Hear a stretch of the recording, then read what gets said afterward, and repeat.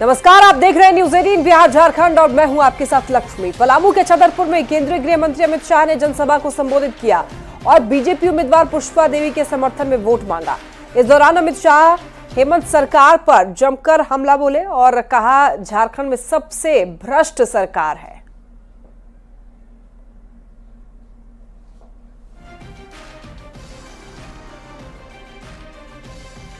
तो आपको बता दें कि छतरपुर में देखिए त्रिकोणीय मुकाबला होगा। यहां पर पुष्पा देवी, राधाकृष्ण किशोर और विजय राम इन तीनों के बीच में मुकाबला होगा।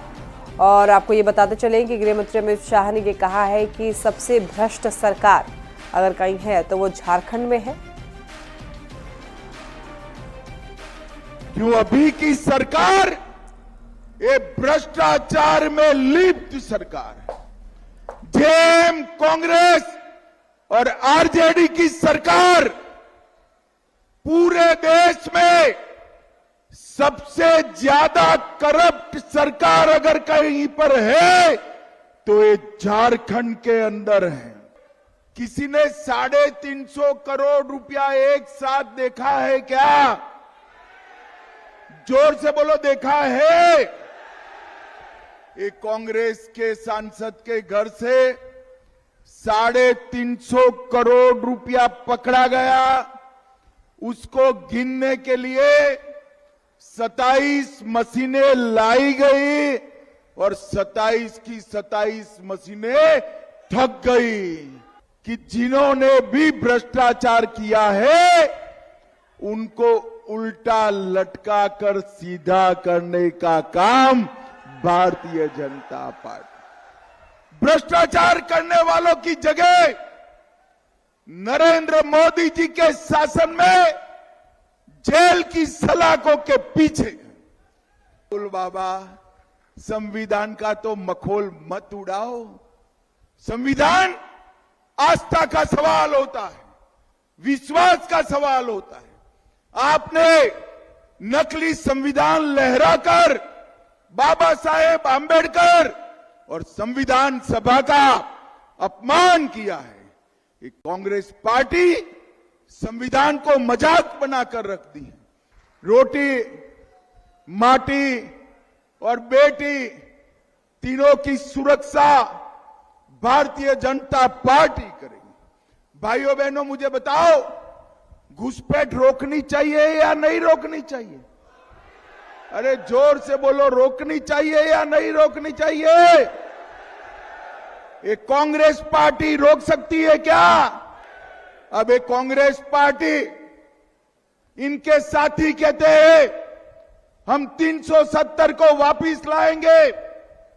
अरे राहुल बाबा, आप तो क्या, आपकी चौथी पीढ़ी भी 370 को वापिस नहीं लाए।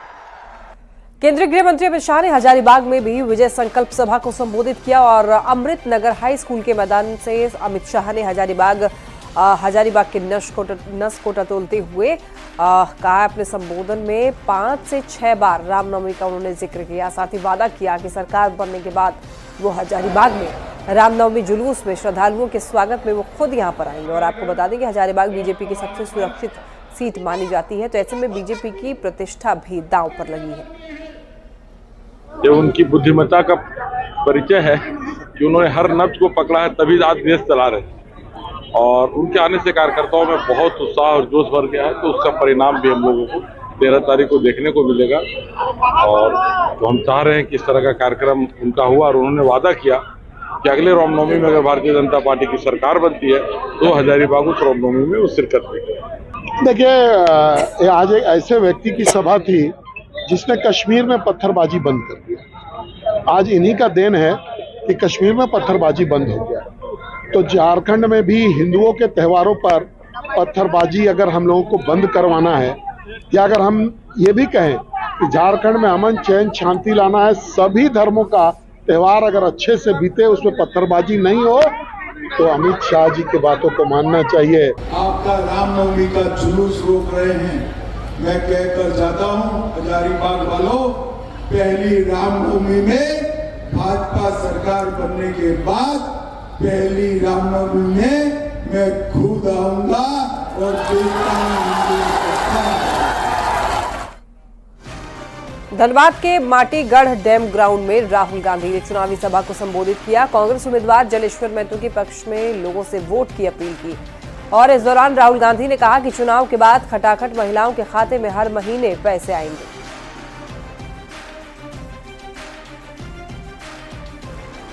देखिए, आपको बता दें कि यहाँ पर बागमारा में जलेश्वर महतो और शत्रुघ्न महतो के बीच में मुकाबला होने वाला है। कांग्रेस के उम्मीदवार जलेश्वर महतो और इधर बीजेपी के उम्मीदवार शत्रुघ्न महतो। झारखंड की महिलाएं, आप तैयार हो जाइए, आप रेडी हो जाइए, क्योंकि चुनाव के एकदम बाद खटाखट खटाखट खटाखट हमारी सरकार हर महीने, ये देखिए मुस्कुरा रही है, हमारी सरकार हर महीने आपके बैंक अकाउंट में 2500 रुपए खटाखट खटाखट खटाखट अंदर। रांची में पीएम मोदी के रोड शो को लेकर के तैयारी की जा रही है और देखिए, रक्षा राज्य मंत्री और रांची से बीजेपी सांसद संजय सेठ ने सड़क पर उतर करके तैयारी का जायजा लिया।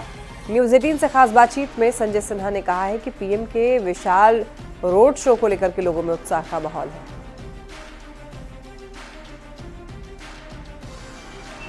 प्रधानमंत्री का कल पदयात्रा है और निश्चित तौर पर ये दूसरी बार रांची शहर में पदयात्रा कर रहे हैं। हमारे साथ इस वक्त मौजूद हैं रक्षा राज्य मंत्री संजय सेठ। इन्होंने पदयात्रा के साथ, सर कितनी उत्साह और जोश है जनता में?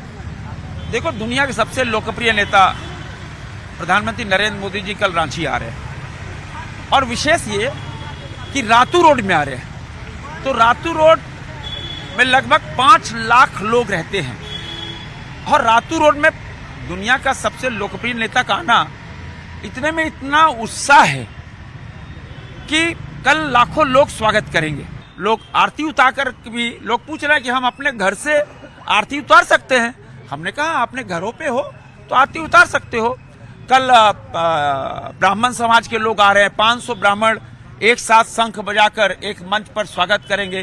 कहीं छऊ नृत्य हो रहा है, कहीं आदिवासी ढोल नगाड़ों से स्वागत हो रहा है। सिख समाज के लोग करतार साहब जो कॉरिडोर बना है उसका गुरुद्वारा के बाहर अभूतपूर्व स्वागत कर रहे हैं। इसी तरह हर जगह विभिन्न तरीकों से, पारंपरिक तरीकों से वेशभूषा और नृत्य से, नृत्य मंडली, आदिवासी नृत्य मंडली से स्वागत होगा प्रधानमंत्री जी का। कल प्रधानमंत्री जी ओटीसी कंपाउंड से शाम को 4 बजे रथ पे सवार होंगे और लगभग 3 किलोमीटर तक रथ पे सवार होकर पूरे रातू रोड से न्यू मार्केट चौक तक आएंगे और लाखों लोग कल उनका अभिनंदन करने वाले हैं। तीसरी बार प्रधानमंत्री जी रांची में रोड शो कर रहे हैं। मतलब साफ है कि प्रधानमंत्री के दिल में जहां झारखंड बसता है, वहीं कहीं कोने में रांची लोकसभा बसता है, रांची भी बसता है। 6 महीने में तीसरी बार प्रधानमंत्री रांची शहर में रोड शो करेंगे। कुल मिलाकर के 12 किलोमीटर है, लेकिन 3 किलोमीटर जो है उनका रोड शो रहेगा और जो लास्ट में 9 किलोमीटर बचेंगे उसमें वह अपने रोड शो करते हुए अंतिम में एयरपोर्ट से वहां तक पहुंचेंगे, गंतव्य स्थान तक। कैमरामैन उमेश के साथ निरंजन सिंह, न्यूज 18 रांची। रांची में कल सियासत का सबसे बड़ा शो होने जा रहा है। प्रधानमंत्री नरेंद्र मोदी कल रोड शो करेंगे, जिसको लेकर एक तरफ जहां बीजेपी कार्यकर्ताओं को जोश आई है, तो वहीं प्रशासन की ओर से भी सुरक्षा के पुख्ता इंतजाम किए गए हैं। हर स्तर पर पुलिस की ओर से निगरानी रखी जा रही है और पर्याप्त संख्या में सुरक्षा बलों और अधिकारियों को भी लगाया गया है। पुलिस के अधिकारियों ने इसको लेकर के समीक्षा बैठक भी की। सुरक्षा के दौरान एसपीजी के क्या निर्देश हैं, इसके अलावा जो सुरक्षा के लिए सारी आवश्यकताएं हैं, क्राउड कंट्रोल के, उन सारे बिंदुओं पर डिटेल में ब्रीफिंग की गई और लोगों से फीडबैक लिया गया कि अगर उनका कोई पॉइंट है, उन सारे बिंदुओं पर डिस्कशन हुआ। अब हम लोग उसको इम्प्लीमेंटेशन पार्ट में जा रहे हैं। एयरपोर्ट से लेके रोड शो वाला जो पैच है और फिर जहाँ से रोड शो प्रारंभ होता है और फिर एयरपोर्ट जाने तक का, तो इस पूरे रोड भ्रमण के दौरान और रोड शो के दौरान सुरक्षा व्यवस्था के लिए आज ब्रीफिंग रखी गई थी और इसके बाद रिहर्सल होगा और निर्धारित मापदंडों के तहत सुरक्षा की जाएगी। और आइए वो सीधे जमशेदपुर ले चलते हैं, जहां पर गृह मंत्री अमित शाह रोड शो करते हुए नजर आ रहे हैं। तो ये भव्य रोड शो देख सकते हैं आप, केंद्रीय गृह मंत्री अमित शाह का ये रोड शो। और आपको ये बता दें कि यहाँ पर सरयू राय और पूर्णिमा दास के लिए ये रोड शो किया जा रहा है प्रचार प्रसार करने के लिए। देखिए स्टार प्रचारक के तौर पर यहाँ पर केंद्रीय गृह मंत्री अमित शाह पहुंचे हुए हैं और आप देख सकते हैं कि ये लंबा हुजूम आप देख रहे हैं लोगों का, समर्थकों का, कार्यकर्ताओं का। चुनावी सभा के बाद ये रोड शो हो रहा है गृह मंत्री अमित शाह का जमशेदपुर में। यहाँ पर आपको बता दें सरयू राय के लिए वोट की अपील करने के लिए आए हुए हैं, साथ ही साथ पूर्णिमा दास के लिए भी वोट की अपील करने के लिए आए हुए हैं। पूर्णिमा दास जो कि रघुवर दास की बहू है और इस बार चुनावी मैदान में उतरी हुई है, तो इस बार वोट साधने के लिए, अपील करने के लिए, वोटों की अपील के लिए केंद्रीय गृह मंत्री अमित शाह आए हुए हैं। और आपको बता दें कि ये जो झारखंड में चुनाव हो रहा है वो बेहद दिलचस्प होने वाला है, क्योंकि इस बार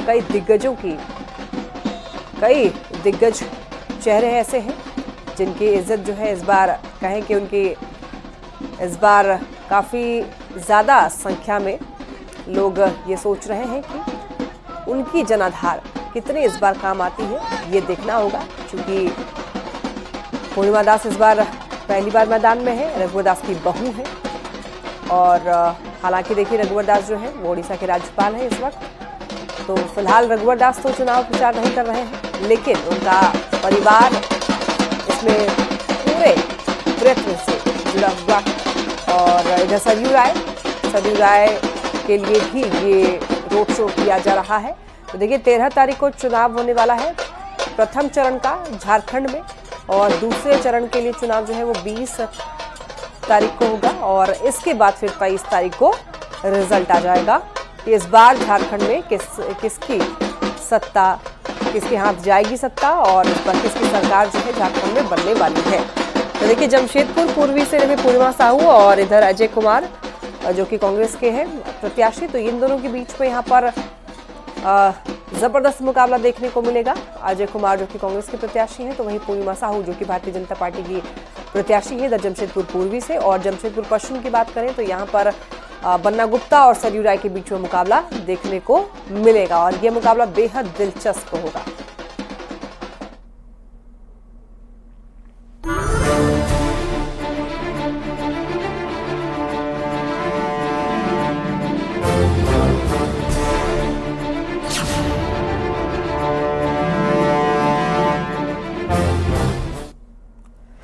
झारखंड चुनाव में कई सीट ऐसी है जहां पर सियासी दिग्गज एक दूसरे के सामने खड़े हैं और उन्हीं में से एक सीट है जमशेदपुर पश्चिम, जहां पर एक तरफ कांग्रेस की तरफ से झारखंड के स्वास्थ्य मंत्री बन्ना गुप्ता खड़े हुए हैं, तो उन्हें चुनौती देने के लिए मैदान में उतर चुके हैं झारखंड के पुराने सियासी दिग्गज सरयू राय, जिसने ये सीट दोनों के लिए जो है प्रतिष्ठा की सीट बन चुकी है।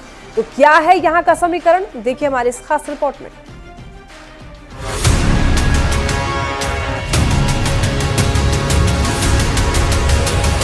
झारखंड में हो रहे विधानसभा चुनाव में कई ऐसी सीट है जिसे हाई प्रोफाइल माना जाता है। उसी में से एक सीट है पूर्वी सिंहभूम जिले का जमशेदपुर पश्चिम विधानसभा सीट, जहां से कांग्रेस से बन्ना गुप्ता और जेडीयू से सरयू राय आमने सामने हैं। इन दोनों के बीच सियासी घमासान होना है। दोनों झारखंड के कद्दावर नेता हैं। एक तरफ हेमंत सरकार में स्वास्थ्य मंत्री बन्ना गुप्ता हैं, तो दूसरी तरफ राजनीति के पुराने माहिर खिलाड़ी सरयू राय हैं। इन दोनों की प्रतिष्ठा इस बार दांव पर लगी है।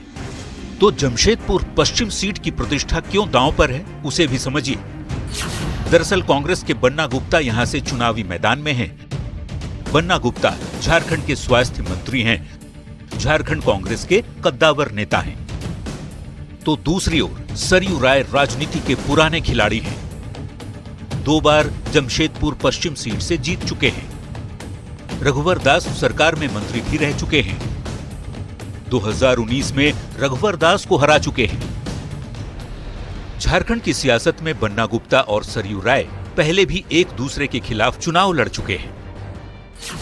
2005 में सरयू राय बीजेपी की टिकट पर चुनाव लड़े। सरयू राय ने बन्ना गुप्ता को 12,695 वोट से हराया था। 2009 में बन्ना गुप्ता कांग्रेस की टिकट से लड़े और बीजेपी के सरयू राय को 3,297 वोट से हराया। 2014 में सरयू राय ने बन्ना गुप्ता को हराया। सरयू राय ने 10,517 वोट से बन्ना गुप्ता को तब हराया था, जबकि 2019 में बन्ना गुप्ता ने फिर से यहां पर जीत दर्ज की थी। बन्ना गुप्ता और सरयू राय 4 बार एक दूसरे के खिलाफ चुनाव लड़ चुके हैं, जिसमें दोनों का स्ट्राइक रेट 50-50 है, यानी कि 2 बार सरयू राय ने जीत दर्ज की और 2 बार बन्ना गुप्ता ने। हालांकि 2019 में सरयू राय ने अपनी सीट बदली और जमशेदपुर पूर्व की सीट से चुनाव लड़े, जहां उन्होंने बीजेपी उम्मीदवार और पूर्व मुख्यमंत्री रघुवर दास को मात दी थी। जमशेदपुर पश्चिम में अगर मुद्दों की बात करें तो यहाँ कई ऐसे मुद्दे हैं जिन पर जनता वोट करती है। महिलाओं के लिए सुरक्षा सबसे अहम मुद्दा है, युवाओं के लिए शिक्षा सबसे बड़ा मुद्दा है, ट्रैफिक जाम से जनता परेशान है, रोजगार की समस्या और पलायन भी एक बड़ा मुद्दा है, जबकि बेहतर स्वास्थ्य सुविधाओं का अभाव और बिजली के साथ ही पानी की समस्या भी बनी हुई है। जांच की समस्या इतनी विकराल रूप ले गई है कि एक कर्मचारी यदि साक्षी और बिष्टुपुर में उसका ऑफिस पड़ता है और 10 बजे उसको ज्वाइन करना रहता है तो 8:30 बजे घर से निकलना पड़ता है। 1 घंटा 1.5 घंटा जाम की समस्या रहती है, पानी की समस्या है, या जो भी समस्या है, जो जनप्रतिनिधि ऐसा चुने जाए, ऐसे आए और ऐसा सरकार का निर्माण हो जो इस समस्याओं से। स्वास्थ्य की समस्या जो है बहुत दिक्कत वाली बात है। यहाँ पे हम लोग का मतलब मोटा मोटी 45 साल उम्र हो गया है। यहाँ से मुख्यमंत्री तक लोग बने हैं और वर्तमान में अभी स्वास्थ्य मंत्री बन्ना गुप्ता थे। कोरोना के टाइम में भी और अभी तक हमें ये समझ में नहीं आता है कि आज एक आम आदमी जो है वो एमजे में इलाज कराना क्यों नहीं चाहता है। हालांकि टाटानगर में दूसरे राज्यों से लोग काम करने आते हैं, लेकिन स्थानीय लोगों का आरोप है कि यहाँ उनके लिए रोजगार नहीं है, जिसकी वजह से उन्हें दूसरे प्रदेशों में काम की तलाश में जाना पड़ता है।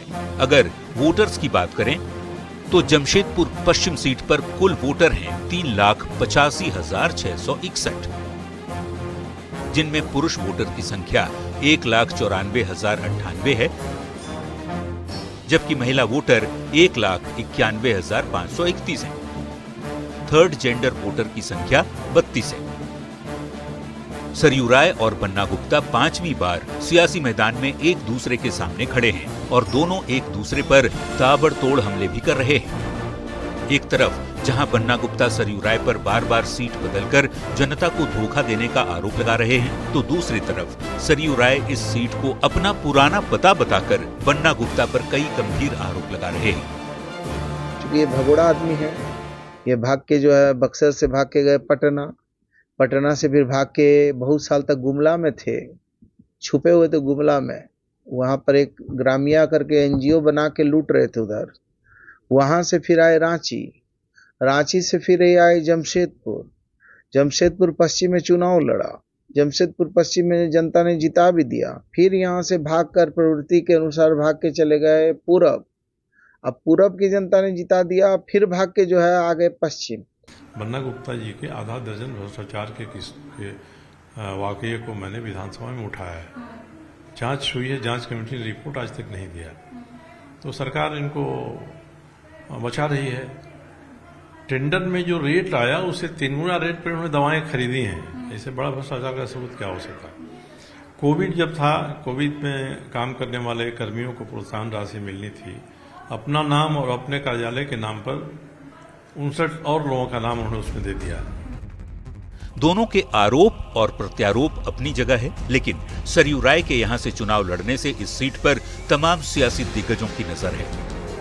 ऐसे में देखना होगा कि बन्ना गुप्ता अपनी सीट बचाए रखने में कामयाब रहते हैं या राजनीतिक दिग्गजों को सियासी पटखनी देने वाले सरयू राय को जनता एक बार फिर मौका देती है। न्यूज 18 के लिए जमशेदपुर पश्चिम सीट से जूली कुमारी के साथ ब्यूरो रिपोर्ट। और इसी के साथ बुलेटिन में इतना ही। तमाम खबरों के लिए आप देखते रहिए न्यूज 18।